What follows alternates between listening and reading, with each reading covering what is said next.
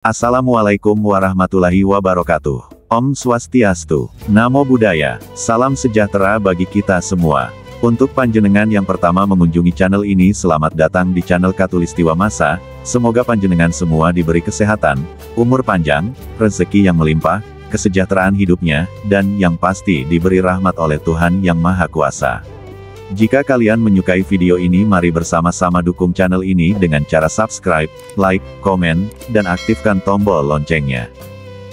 Tombo Ati adalah lagu tradisional Jawa yang diciptakan oleh Sunan Bonang, yakni salah satu wali songo yang berasal dari Tuban, Jawa Timur.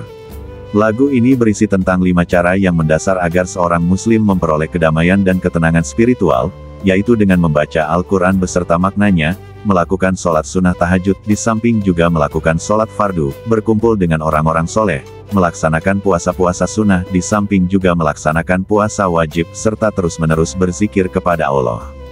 Lagu ini selalu diajarkan di pesantren-pesantren. Tombo Ati liriknya mengandung sebuah nasihat Jawa yang syarat akan makna, sehingga mampu menyentuh hati pendengarnya.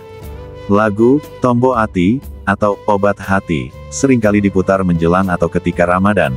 Lagu ini sebagai ajaran Sunan Bonang atau Raden Maulana Mahdum Ibrahim di Tuban, Jawa Timur tahun 1465 sampai tahun 1525 Masehi. Lagu ini didendangkan secara turun-menurun karena diajarkan pada murid-murid Sunan. Sejatinya syair lagu Tombo Ati jika dilacak asal-usulnya, ditemukan bahwa ajaran ini ditemukan dalam kitab Majmu' Rasail Ibnu Rajab yang merupakan kumpulan Risalah Ibnu Rajab Al-Hanbali tahun 1335 sampai tahun 1393 Masehi. Selain dalam karya Ibnu Rajab, ajaran ini juga ditemukan sebagai nasihat Ibrahim Al-Hawas wafat 903 Masehi, yang dikutip dalam kitab Zam Al-Hawa karya Ibnu Jauzi tahun 1116 sampai tahun 1201 Masehi. Tidak itu saja, nasihat ini juga diberikan oleh Yahya bin Mu'az Ar-Razi, 830–871 Masehi, yang ditulis dalam karyanya, Kitab Zam Kaswat Al-Qolab. Nasihat ringkas dan mendalam dalam untaian syair ini menjadi populer di masyarakat Islam di Pulau Jawa. Ini membuktikan bahwa mengajarkan kebaikan dengan media lagu atau syair menjadikan ajaran itu menjadi lebih mudah diingat dan tersimpan dalam memori jangka panjang. Di video kali ini saya akan membahas makna syair Tombo Ati ciptaan Sunan Bonang. Pertama, kaping pisan, moco Quran lan maknane. Membaca Al-Quran dan maknanya. Membaca Al-Quran dengan makna terjemah yang direnungi tadabur, menjadi lebih bermakna dan menghidupkan hati.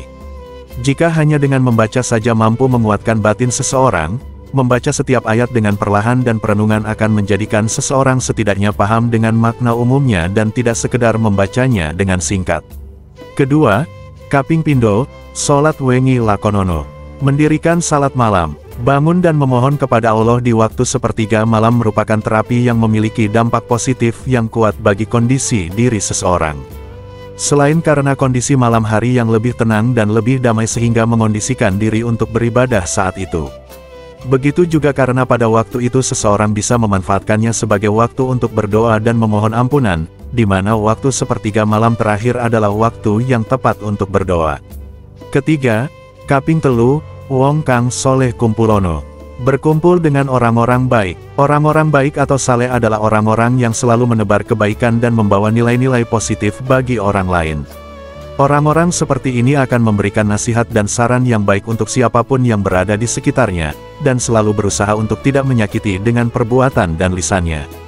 Poin ini adalah satu-satunya terapi obat hati yang berkaitan dengan sisi sosial dalam kehidupan seseorang.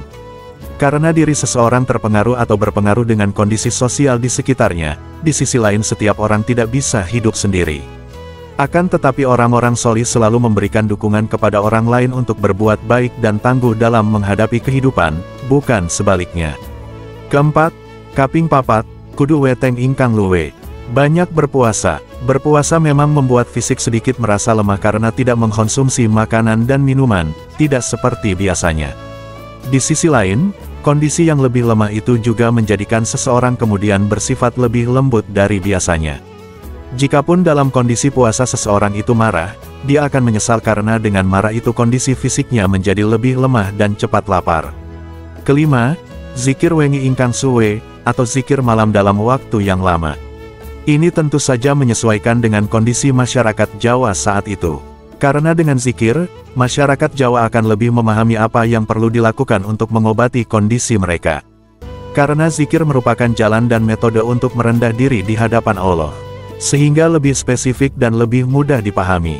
Bait terakhir, salah sawijine sopo bisa ngelakoni, mugi-mugi Gusti Allah nyembadani, siapa saja yang bisa menjalani, Gusti Allah pasti mencukupi kehidupan kita.